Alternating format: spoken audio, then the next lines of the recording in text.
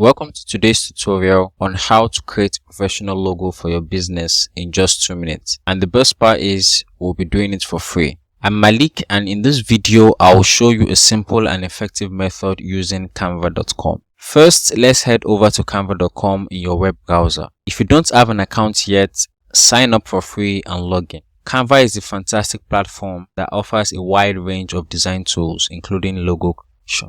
Once you're logged in, click on the Create a Design button and choose Logo from the options. Canva has a vast library of logo templates for various industries, so find the one that best suits your business. You can search by keywords to narrow down your choices. Now that you have chosen a template, it's time to customize your logo. You can change the colors, fonts, icons, and even the layout to make it unique and representative of your brand. Remember, simplicity is key in logo design. Aim for a clean and easy to recognize logo that represents your brand's identity. If your logo requires text, click on the text option in the sidebar and add your business name or tagline. Experiment with different fonts. Find the one that resonates with your brand. Once you are satisfied with your logo design, it's time to download it.